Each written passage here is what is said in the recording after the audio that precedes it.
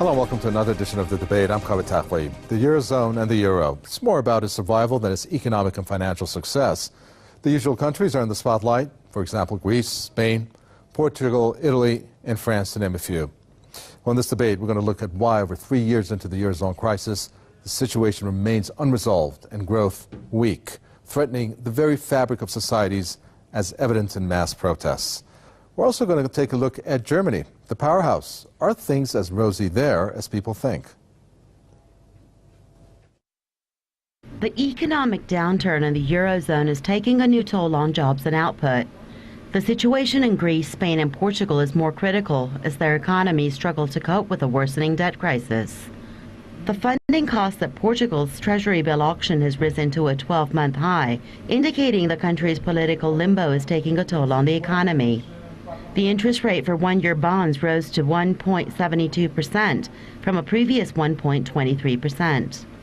Investor confidence has fallen since the Portuguese president called on parties signed up to the rescue program to reach an agreement on radical reforms to save the economy. Latest reports from Germany also indicate that investor confidence unexpectedly dropped this month over negative data in the bloc. Meanwhile, Spain, the Eurozone's fourth largest economy, is also struggling with an ailing debt crisis. The country's public debt has more than doubled since the global crisis hit the country in 2008.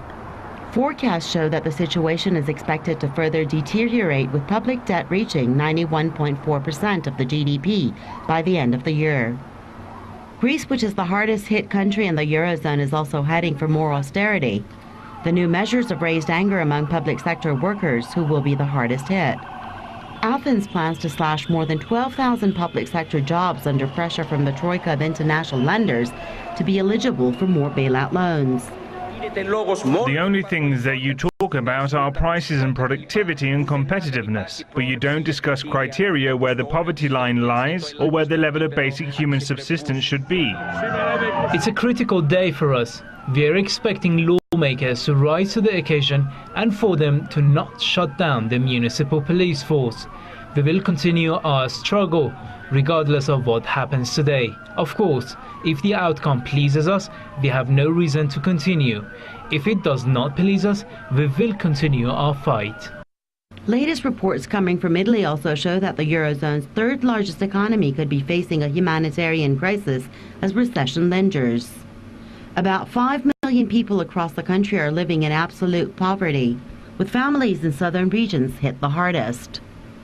The latest outlook by the Organization for Economic Cooperation and Development, OECD, also suggests that the social scars of the debt crisis in Europe are far from over.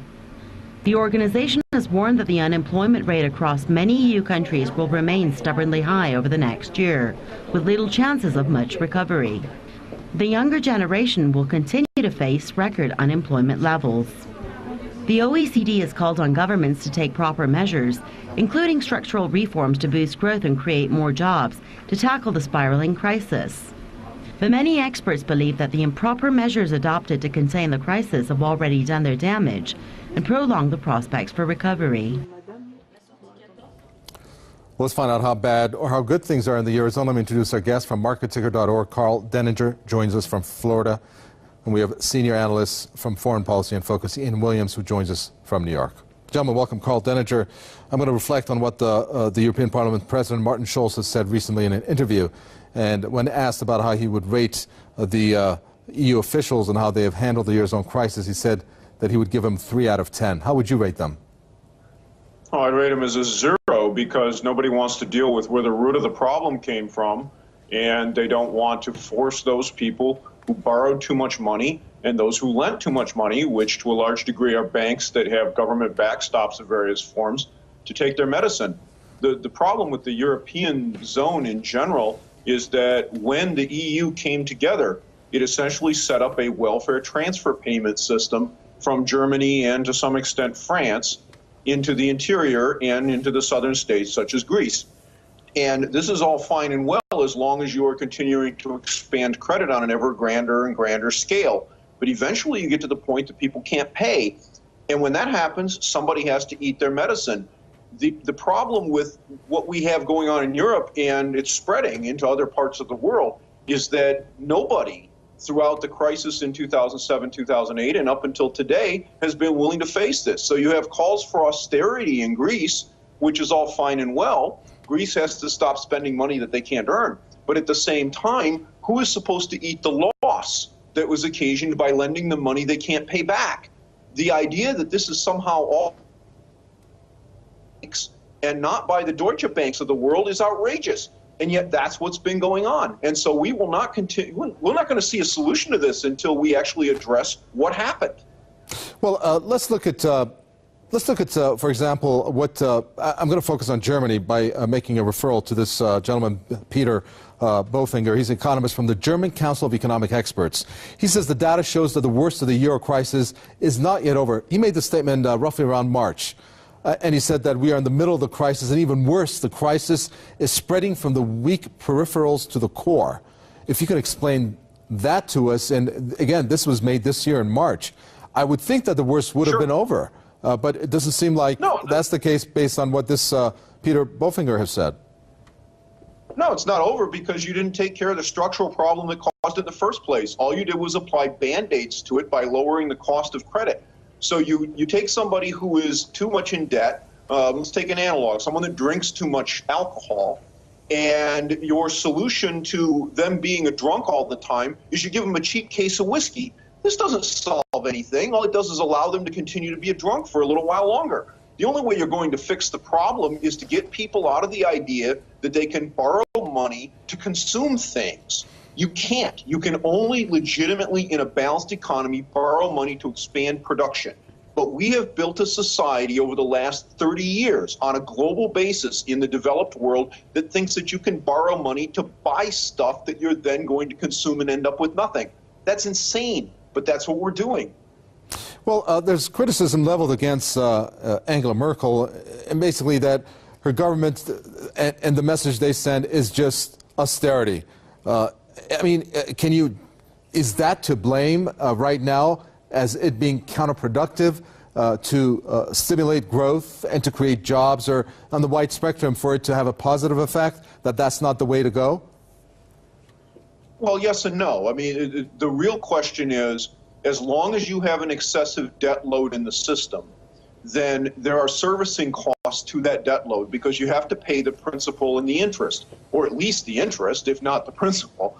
So you cannot have economic progress until I can fund expansion from surplus. So whatever I put into the economy, whatever I produce, I take what I have to spend in order to sustain my life, and what's left is surplus. If there is no surplus because I'm giving it all to some banker who loaned me money and he's unwilling to take a loss, the government is protecting him from me turning around and saying, guess what, I can't pay you, I'm bankrupt, have a nice day. Then what you have is an economy that is stifled and can't recover because the debt that is embedded within there is too high. And if the servicing cost does not come down, and you can't just do it by decreasing interest rates forever, then what happens is you get no economic growth. We've seen that throughout Germany. It's showing up in the German numbers now. We've seen it throughout the Eurozone, and it's showing up in the United States, where we're now putting up sub 2% GDP numbers. We should be, if we weren't debt saturated, seeing numbers in the 5 to 6% area, but we're not. And the reason is the same here as it is there. Well, let's bring Ian Williams into the picture here. Ian Williams, I'm looking at a typical month for the Eurozone. What do you have? These Greek labor unions right now, massive protests outside Parliament on a vote taking place there. That's going to entail most likely anywhere from 12 to up to 30,000 job cuts towards. That's going to happen towards the end of the year. Not to mention what? France downgraded from a AAA to AA. Even the bloc's first rescue fund, the European Financial Stability Facility, they were even downgraded by Fitch. Portugal's high-profile resignations, the foreign minister and the finance ministers, and that's just a typical month, it appears to be, in the Eurozone. What do we look when you look at the Eurozone after all these years? Where do you see it going? What's your take on the whole situation regarding the crisis that is finding itself in? Well, it's like most of the modern economy, it's running on illusions. The whole idea that anybody is ever going to pay back all of these debts is completely illusionary. The fact that British banks are worth 2 or 3 times as much as Britain, that Iceland had those huge overhangs, we've almost completely lost touch with the idea that an economy is actually people making and selling goods and services to each other. And this sort of cotton candy money that they've been spinning up and then lending is fundamentally going to always come to a crisis. In the case of Europe, the debts that they have run up are not that horrific, frankly, but it's all about confidence, and confidence is a magic word. The fact that the rating agencies, which as many people on your shows over the years have pointed out, are themselves deeply flawed, is the fact that we're relying upon their judgment about Greece and Portugal is almost laughable. The fact that people want to buy Portuguese and Greek debt because it pays higher interest rates than, say, U.S. Treasuries is sort of interesting, but that increased interest is supposed to repay them for the risk. But there is no risk, because the predominant neoliberal idea seems to be that despite all of the moral hazards of debt, they actually bankers never pay the bills. Customers have to pay the bills, like in the United States, where students have to pay loans even if they go bankrupt, where there's no relief on a mortgage if a family goes bankrupt, but the banks can just walk away, and the shareholders and the bondholders tend to get paid before the actual people out there who borrow the money. And on top of all this, the banks aren't lending money. The system is fundamentally flawed, and nobody's actually sitting down to think of a root and branch way. We don't have to be a Marxist, but if we need a John Maynard Keynes who can actually come and say, well, this is one way to get things kick-started again. Well, this is very confusing, Carl Deniger, and that's about the money that these banks are given. And we hear about the interest rates being very low, and of course 0% interest rates, but not negative deposit rates, which some have called the ECB's, or the European Central Bank's, best weapon. What's the rationale behind that? Well, there isn't one. What they're trying to do is increase the velocity of money by making it uneconomic to stick it in the bank. In other words, you got to spend it, because otherwise you're going to have to essentially pay a tax to hang on to it. The problem is that the bank can't actually do that, because they can say, well, you have a negative deposit rate. And then I say, well, give me all my euros. I'm going to go put it in my safe in my house or under my mattress. And, you can go stick it, because I don't have to follow this regime of yours. So the idea that you can actually charge negative deposit rates and get away with it for any length of time is laughable. But at the end of the day, what we have going on here is banks that have created all of this credit money. And it's not just the central banks. It's not even predominantly the central banks. It's the commercial side of this equation. They created all of this credit backed by absolutely nothing. And then they turned around and wrote derivatives based on this and said, well, this derivative says that if this person doesn't pay, you have to cover it so there's no risk. The problem is nobody ever polices the person who's on the other side of that transaction to make sure that they have the cash. And the fact of the matter is that they don't. So we have this entire house of cards that's built upon a bunch of false premises, and none of the governments involved will sit down and tell these banks that they have to cut this out, because if they do, then the government cannot run a deficit anymore. If you can't peddle your treasury debt to those banks because the bank's out of business, you can't run a budget deficit. You now have to actually raise the money that you want to spend through taxes. And that's anathema to everybody, whether it be the Germans, whether it be the Italians, the Greeks, or anybody else. And so as a result, we have this conundrum. You have essentially the banks that have put a gun to the head of the government and said, if you do this, we fail. And the government said, oh, well, then we won't do that. But the only way to solve the problem is to take this leverage back out of the system. And that means that the people who loan the money are going to fail because they aren't going to get paid back. And at the end of the day, until that happens, we're not going to see a solution to this. Well, I'd like to break down this, what's called the quantitative easing, Ian Williams, not to get too much into technicality behind it, but we're going to get into it a little bit. I mean, since this crisis started, you have the Bank of England and also the Federal Reserve that has pumped money into its economy. We're looking at, for example, the quantitative easing of the United States, $40 billion a month for 2012, $80 billion for 2013, set to go through the year. this is supposed to create some kind of financial health, economic health, but it's not doing that. I mean, based on some accounts, $40 billion a month, for example, would amount to 9,600,000 jobs, paying $50,000 a year. But it's not doing that. Where is this money going? Are the banks holding on to it? Which then, of course, arises the question, why aren't they lending it out? Well, No, we have a it's battle much of simpler than contending that. shibboleths Ian Williams, in go a ahead. way. That it is now an established dogma that you can't allow governments to spend. So the governments are printing this money, giving it to the banks, and hoping that the banks will put it into productive loans and uses.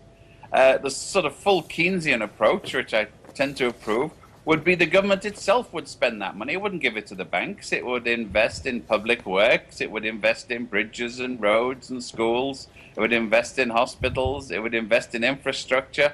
It would even hire people. If you remember, Keynes' famous phrase was bury the dollar bills and pay people to dig them up. That actually gets money into it. But what's happening is the money is being lent to banks who then use it to play with financial instruments of one kind or another and try to make money out of the arbitrage on the interest rates. They're getting money for next to nothing. They're then lending it to some consumers at exorbitant interest rates. And the government, under this shibboleth of not interfering with private enterprise, isn't taking it. So even though the government almost owned the banks and rescued them, they're too scared to actually tell the banks what to do. And as your previous speaker said, the banks think that they've got the government as a hostage, and the government thinks they're a hostage. In fact, of course, they could turn around and say, hey, we're taking you over. You don't have enough liquidity. We are going to run you from now on, and we will make you spend. But that would go against every shibboleth of neoliberalism, that the government running banks, the government can pay for banks, the government can finance banks, it can lend them banks money indefinitely, but it can't run them. It's the law. Well, let's take a quick time out and listen to one viewer comment on the subject as posted on our Facebook page. Just as the Federal Reserve banking elite are purposely wrecking, crashing, destroying America, so is its sister group in Europe called the ECB. They are the same clique of bankers with the same agenda: send the masses into poverty. The name of this viewer is Alex Salentis. I have a feeling maybe Greek, I don't know. But Carl Denninger, you heard our guest there. I mean, that can't be the case, can it? To put it simply, as this viewer has said, with the Federal Reserve and its sister group, as he called it, the ECB, sending the masses into poverty. But yet that's what we're seeing as an effect of some of these policies and activities that have taken place. I don't know that it's their intention, but it's what they're doing. When you look at what the Federal Reserve is doing, the current quantitative easing program puts about 6% of the output of the economy into the economy as new credit created money every year. So what this means is that unless the output of the economy expands by 6%, then the common person sees a net reduction in their standard of living. So since the economy in the United States is expanding at about 2%, the average American is essentially getting a 4% reduction in their standard of living every year as a direct result of this policy. And the problem with it is that there isn't any way to generate jobs and generate economic progress when my ability to actually go out in the marketplace and buy things is going down. My ability to buy things has to go up in order to generate economic progress as an average person. But that's not what's going on. I don't know that this is their intent, but this is the effect that they're having. And you're seeing the same thing over in Europe. You're seeing the same thing over in England. And until we actually face what mathematically has happened here and deal with this from a standpoint of basic arithmetic, we're never going to see a solution, because believing in something doesn't make it so. And in the meantime, Ian Williams, you have countries like Greece that are, through austerity, it seems like that's the only thing that's ruling it through, obviously, coming from the command center of Germany, through the troika of lenders, that is axing jobs. It's pretty much breaking up the fabric of society. I mean, just to take an example, Egypt, that country is paralyzed right now. People power on the streets there.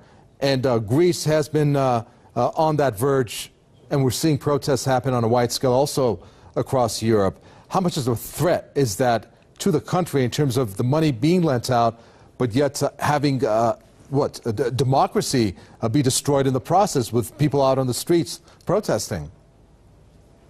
Well, it's an enormous problem, but until you actually face what you've done over the last 30 years, you're never going to solve this. If you look at the United States as an example, from 1980 until the crash in 2008, we did not have one 3-month period where the economy expanded faster than the amount of debt that went into the economy expanded. So what that means is that in terms of actual output, we didn't have one 3-month period where we did anything other than build more leverage. We didn't actually expand anything. And yet this is the model that you have the central bankers and the governments and the commercial bankers continue to try to run. We got around this for a period of time by offshoring our production to China and India and taking all of our good jobs and sending them overseas. But eventually you squeeze all the costs that you can out of the economy by doing that. And what do we end up with? We end up with a job base that doesn't have any jobs. We have a production base that's been eviscerated. We don't manufacture anything anymore. And now what do? The same thing's happening in Europe. This went on for years. We finance the Germans finance the Greek people buying Mercedes-Benz automobiles, but the Greeks never pay for the Mercedes-Benz automobiles. Well, at some point, somebody stands up and says, excuse me, I'm never going to get paid. I'm not lending you anymore. And that's what's happening now. So then you say, well, we'll just cut jobs. But look, if I take all the government people and fire them, then what are they going to buy their food with? What are they going to buy their cars with, their gasoline, their heating, their heating oil, all of the other things that they need, not to mention the things that they want, which is what drives economic progress. So you have to get back to the basics of this, which is that we built these instabilities into the systems. We built these excesses into the system. The people who benefited from those excesses, many of them being the bankers and being these other entities, they need to take their piece of the medicine. And yet the only part of the damage that's being allocated is all onto the people. So you have the people in Greece that are seeing their standard of living destroyed, but the bank, the Deutsche Bank guys up in Germany, they think this is just fabulous. Their earnings are just fine.